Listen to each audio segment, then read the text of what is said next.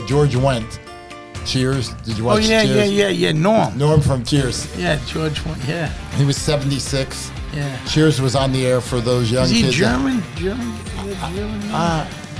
I think it might be. Yeah. He grew up in the Chicago area, so I think you might be right.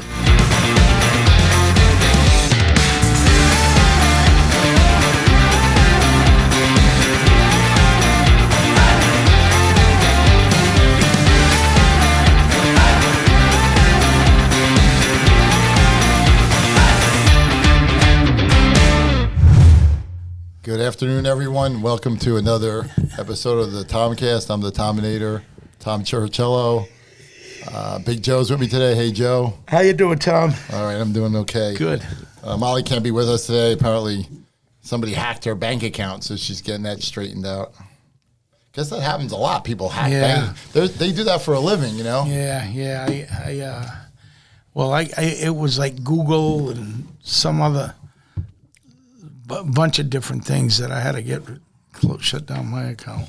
I would advise everyone to your bank account, all your credit cards, if you have brokerage account, or just check that stuff every day. It takes 5 minutes to check everything, because there's professional hackers that they make their living robbing accounts. Yeah, robbing account. Yeah. My drink of the day is Gatorade. I wonder who she got. I wonder who it was. I wonder if it was Google.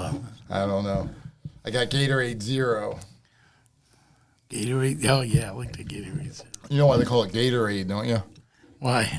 They made it. It was invented at the University of Florida. You know, the Florida Gators. Oh, yeah, Gatorade. Oh, Gatorade. Very profitable drink. Yeah. Like, I guess they make a fortune off this stuff. That's what I was getting. $2 for $5? Is it $2 for $6? This was $3.49. I paid up at 7-Eleven. Oh, you usually get them for $2 for. The special mustn't be around. It's got a lot of sodium in it, but other than that, no sugar, almost no carbs. They were having deals on those, $2 for $6 or $2 for $5. Anyway. But I wanted Gatorade. It's hot out. We're coming to you from Sarasota, Florida. It's like, 90 degrees today, Joe? Yeah. Some guy is in a black leather suit on a motorcycle. I say, God. I mean, he was thin, but his ankles look like this big. Like Sully going down. Well, this is Memorial Day weekend. Monday is Memorial Day.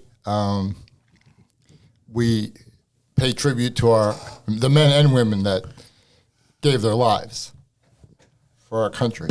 Yeah. So most people think it's a 3-day weekend and get drunk and party, but we need to remember what it's about. They started the first Memorial Day parade. They still have it. It was in Brooklyn, New York in 1867. And they have it. That's the oldest one. There are other Memorial Day parades. Gary's father owned a building in Brooklyn, I believe. I don't know. There's more. Brooklyn, New York. So I never served. On my 18th birthday, I had to go to the post office and register for the draft. But they never called they never drafted anyone since I was of age. So, but I was ready to go. I would have done my duty, and we really, not only those that died, but everyone that served our country, men and women, we thank them for their service this weekend. My dad was in World War II, fortunately. My dad had 4 brothers, and my mother had 4 brothers. So this is 9 guys, all in World War II. All came back alive. Wow. I mean, what's the probability? I mean, thank God. All my uncles came back alive, and my dad came back alive. Good God. They had some stories. So we have a couple of deaths. Speaking of our military dead, is a couple of prominent individuals passed away this week. Jim Irsay, the owner of the Indianapolis Colts football team. Okay. 65, young guy. A heart attack, probably. Huh? I think he had drug and alcohol problems. Like he was very open about it. He didn't hide it. I think he said he went to rehab 15 times in his life. Wow. And he gave a lot of money to, to help support addiction. And he was the owner, huh? Yeah, he owned the Colts. Wow. His father, Bob Irsay, owned the Colts and died, left it to his son, Jim. Now, Jim has 3 daughters. I think they're going to share ownership of the Colts, the 3 daughters. Right. They did win a Super Bowl with Peyton Manning. That was like his greatest, his greatest triumph. Very well-liked owner, just different than a lot of the other owners. Like, he didn't have other businesses. His business was the Colts. Yeah. But a lot of NFL owners make their money elsewhere. Yeah. And as I said, very open about his battles with drug and alcohol addiction. I think he got at least one DUI.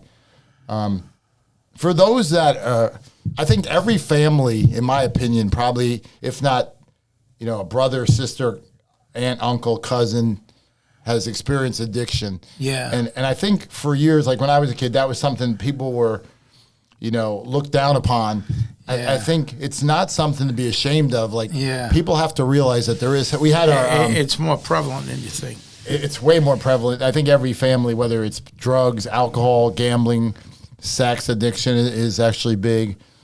Eating disorders. Eating disorders, absolutely.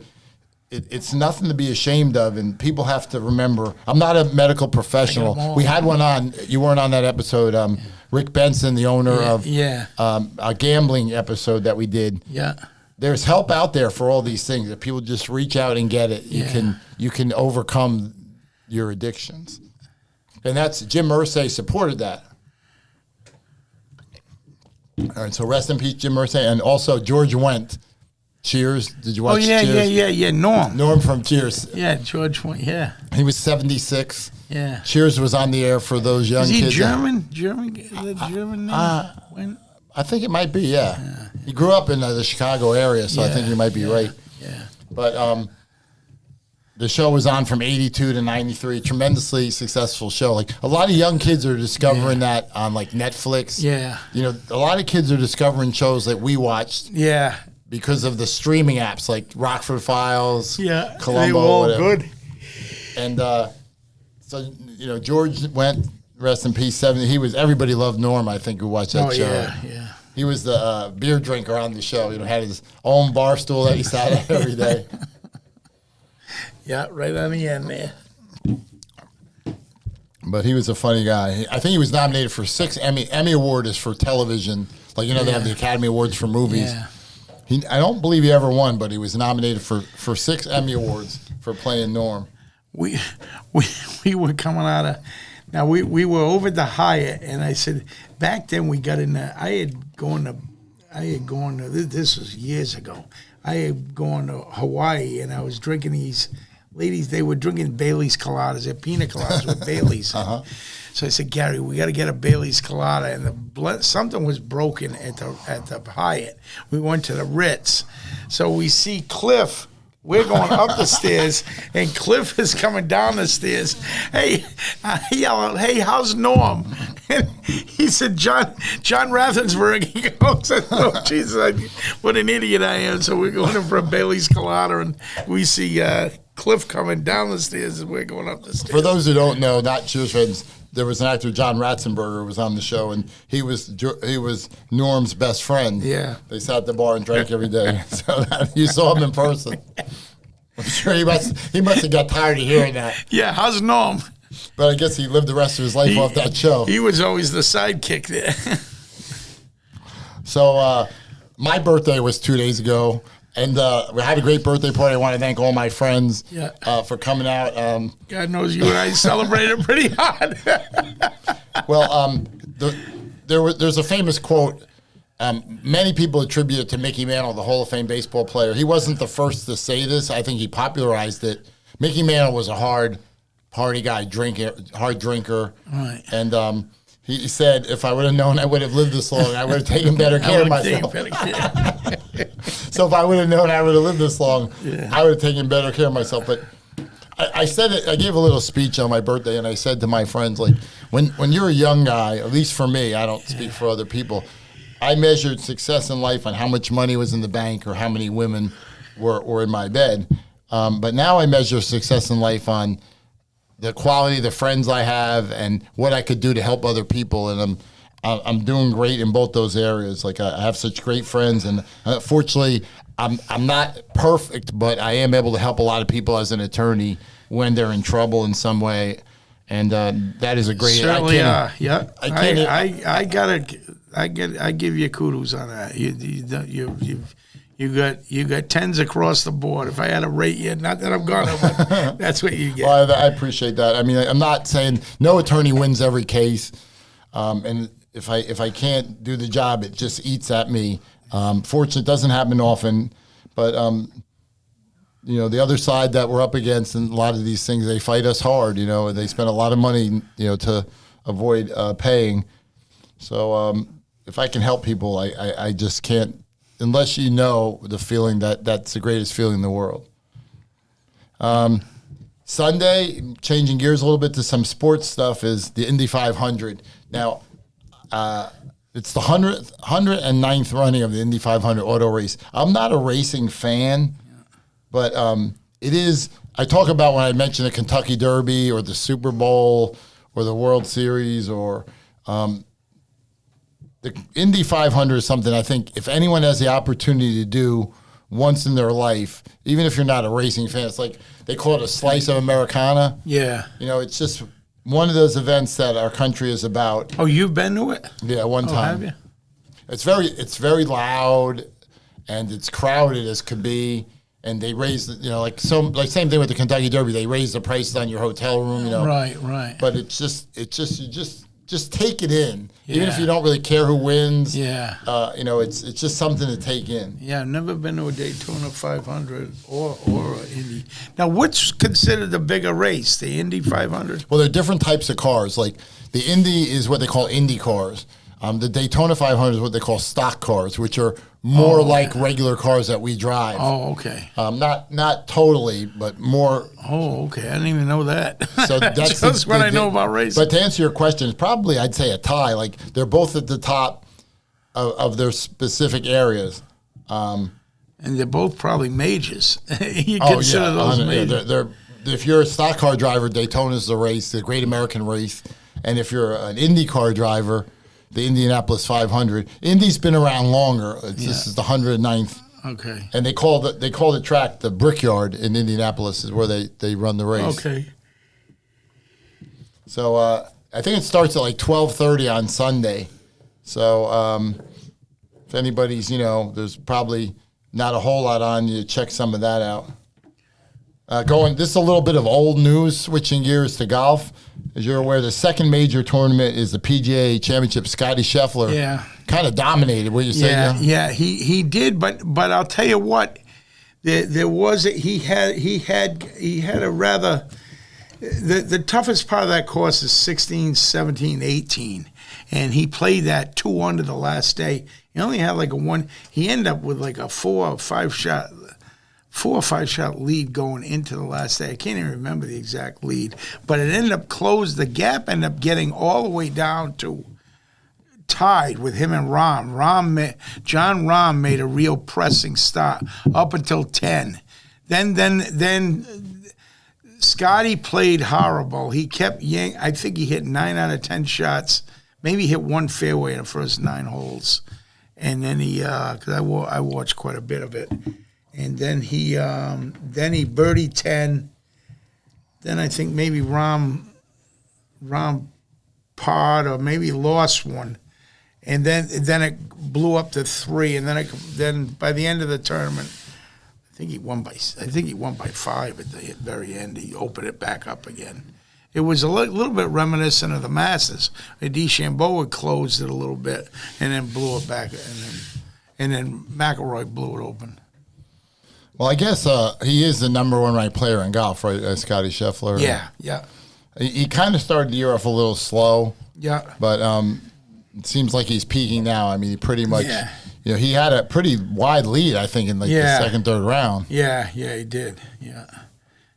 So the next major, I guess, will be the U.S. Open. Yeah. You know where they're playing that? Yeah, that's going to be in Oakmont, which... That's near Pittsburgh, right? Yeah, I think it's in Pennsylvania they're playing. And then you've followed up by the British Open and the Ryder Cup. Those are really the 3. Oh, and then obviously FedEx. Those are the 4 main things left for the year. All right, moving on. NHL playoffs. We're down to the Final 4. In the East, Carolina's playing Florida. Now, they played 2 games in Carolina, and Florida won them both. Yeah. So Florida's up 2-0, and they're going back to Florida for the next 2 games. So they might be able to wrap it up if they win the 2 on their home ice. Yeah. They look down. Yeah, they look like they may win this whole thing. They're the defending champs. Yeah, Florida Panthers. They didn't play that well earlier in the year, and then they're gelling at the right time. Yeah. Like our hometown team, the Tampa Bay Lightning, lost to them, and I told my friend, I think we just had the bad luck of playing them in the first round. Yeah. Because Florida wasn't seeded high because they started the year off slow. Yeah, because last year I think you met them in the second round or third round. I don't know if it went 7. It was a lot closer series, I think. In the West, it's Dallas and Edmonton. The first 2 games are in Dallas. Dallas held serve, so to speak. They won the first game in Dallas. Now they're playing game 2 tonight. Oh, game 2 tonight. Okay. I think that could go either way. Yeah. Dallas and Edmonton could be close. All right. Yeah. In the NBA playoffs, we got 4 left there. The game Wednesday night it's Indiana at New York. Yeah. They played the first game in New York. The New York Knicks were up by 17 in the fourth quarter. They blew it. Yeah. And I was rooting for that. I was rooting for the Knicks. I think I was mad as Celtics were losing to the Knicks, but I was extremely mad at the Knicks for blowing. I wanted the Knicks to win the whole thing. I think it's possible. You don't get many Boston people root for the Knicks, but I definitely want the Knicks out of those 4 left. I mean, it's a no-brainer to me. Well, did you see the shot? It went into overtime. Indiana put overtime. The shot bounced. Oh, jeez. Hit the rim, bounced up, and came back down and went in. And usually that'll hit the top of the backboard or something. And how that went in was, oh, my God. And so it was on the sports highlight shows. They stole that. The Indiana guy was giving the choke sign. Yeah, I know he was. I'm thinking, I don't gamble. And they were guarding that. They were guarding Bronson. I mean, they were literally tackling the guy. That guy couldn't get he's a good ball handler, but it seemed like they did an incredible job guarding that guy. They kind of shut him down in the overtime anyway. That BS, that BS shot to tie it up. I was livid with that. I'll tell you this: if I were betting, I'd be betting the Knicks because they're going to come out for blood when they got to get the choke sign. Yeah, I don't even know what the point spread is tonight. But that series, I think, is going to go 6 or 7. Indiana's looking good though. Yeah, they no one expected it. I think that'll go on. Unfortunately, the other one is either going to be over in 4 or 5. I don't see Minnesota pushing the Thunder any more than 5 games. I think the Thunder's just too damn good. They have. I mean, they're not just winning by.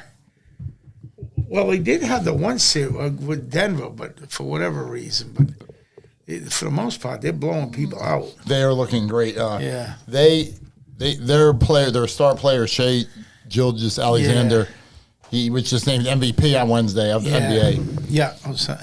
That was they got him in a trade. They traded their best player to the Clippers, Paul Gasol, and they got him and like 5 #1 draft picks. Oh, so wow. that just built that team. I mean, the Thunder have draft picks. They're going to be, they could be a team like, I don't want to go so far as say a dynasty, but they could be good for a long time. Yeah, for a while. Yeah, you're right. I didn't think of that. Hey, I was going to ask you something backing up to your family when you mentioned the 4 brothers. I mean, your father had 4 additional brothers, and then I guess there were 8 altogether. My mother altogether. had 4, yeah. 4. So plus my father would be 9. Who's still living is anyone still alive of the bunch of them? My mother has 1 brother.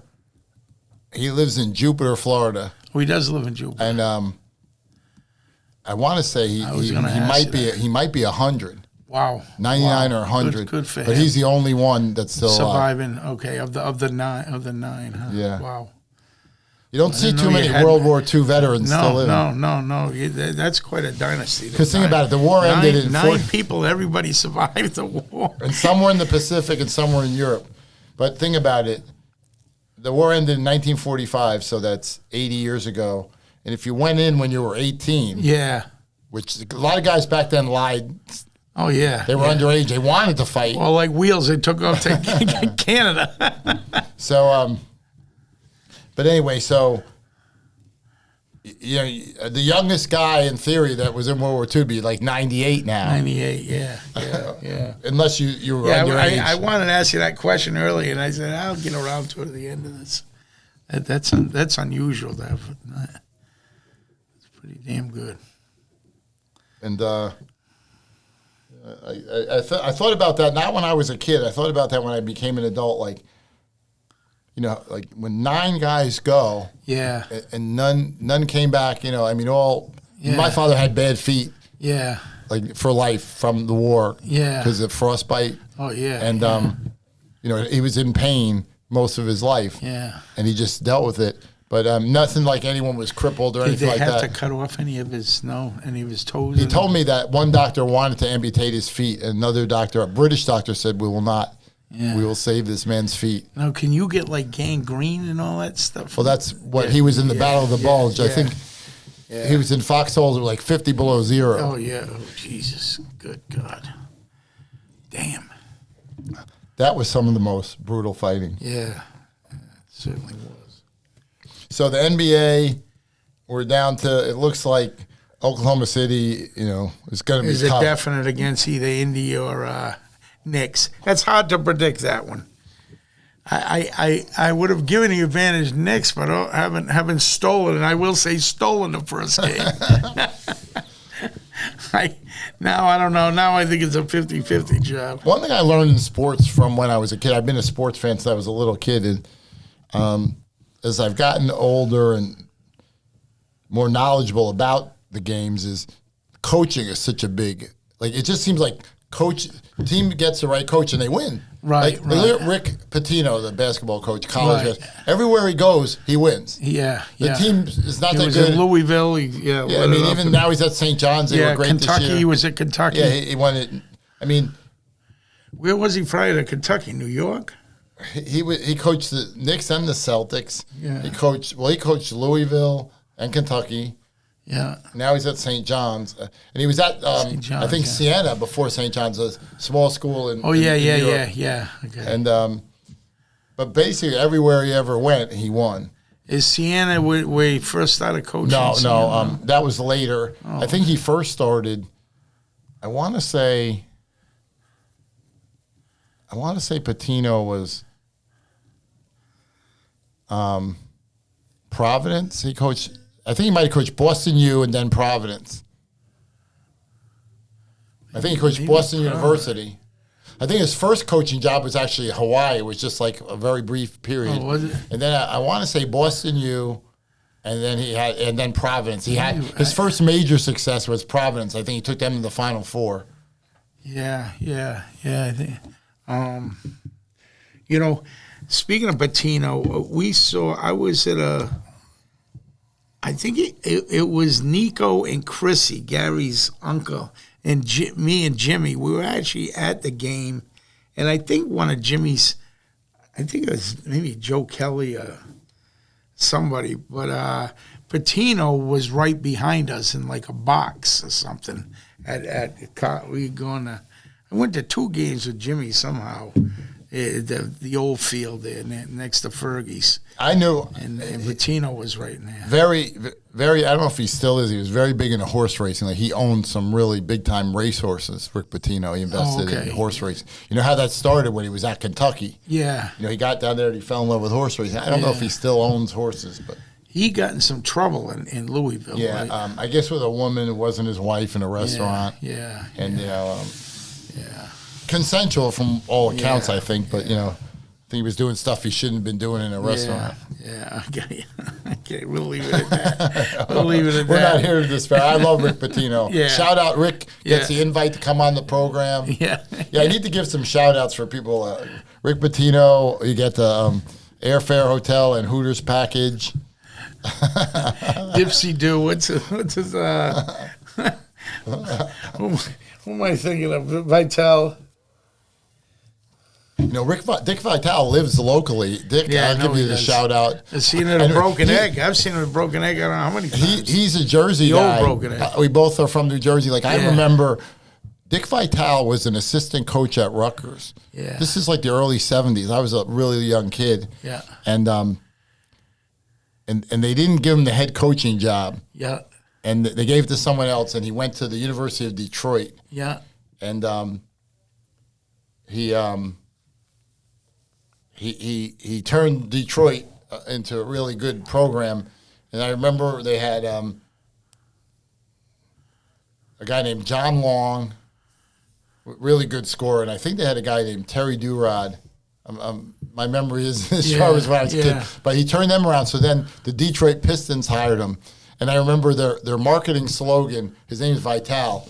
The Detroit Pistons hired him to be their coach. This is like the 70s and the late 70s. I never knew he coached a pro team. Yeah, he got fired. But and their slogan was, the Pistons are revitalized. Get it? Yeah. Revitalized. Revital. Yeah, he told the story that, so the owner of the team called him up and says, I'm going to come over and talk to you. Yeah. And he's telling his wife, oh, great, he's going to get me some better players, because they were really a bad team. He inherited a bad team.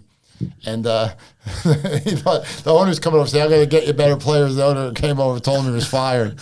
But you know what? Like, I know from my own life, not to speak for Dick Vitale, as one door closes, he went to ESPN. Look how big he became as a broadcaster. I know. Because he always liked college. I mean, college, that was his thing.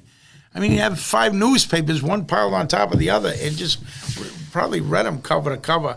Well, read the sports cover to cover in every newspaper there was. I mean, I bet he had 10 pounds of newspapers at the Broken Egg almost every time we went there.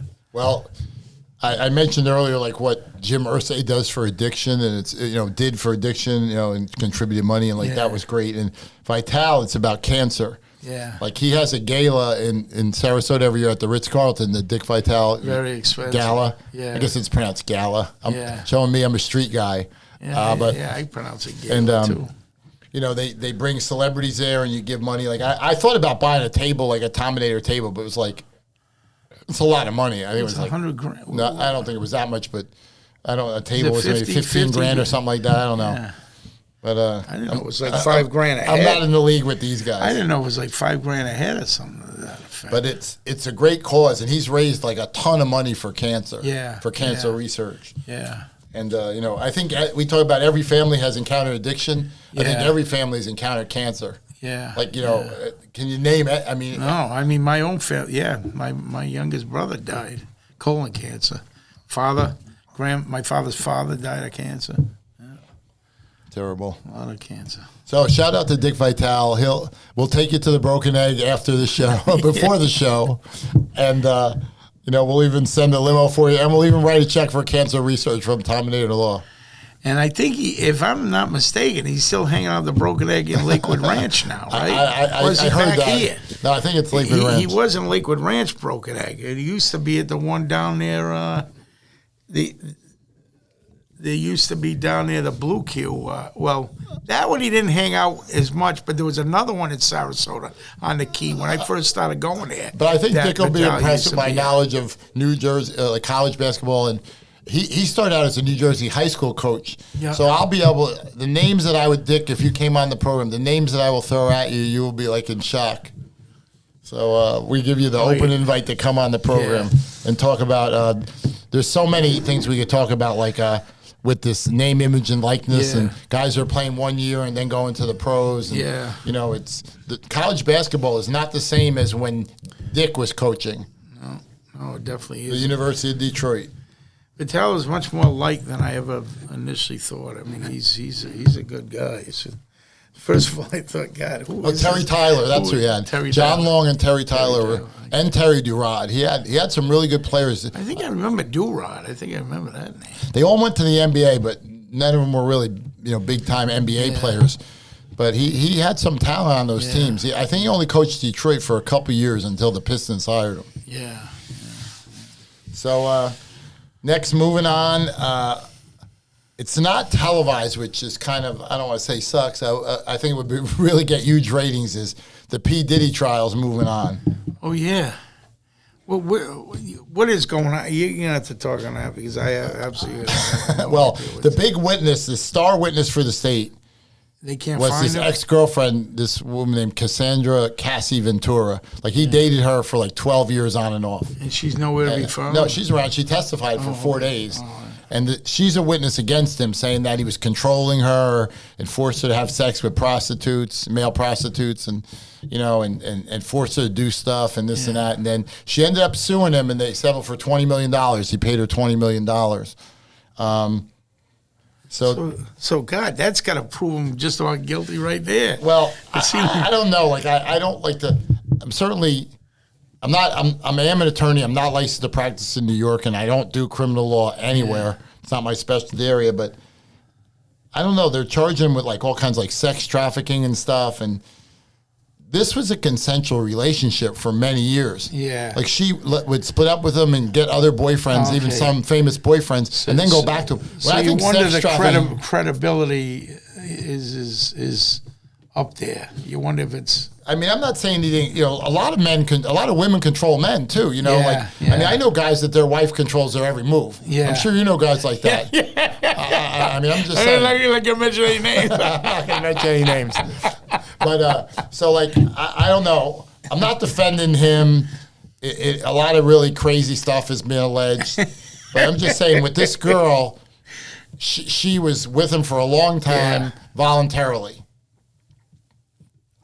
So I think of sex trafficking. I think of these criminals bring women from South America and, like, you know, lock them in a house and force them to do stuff. Yeah. I think this is a little different.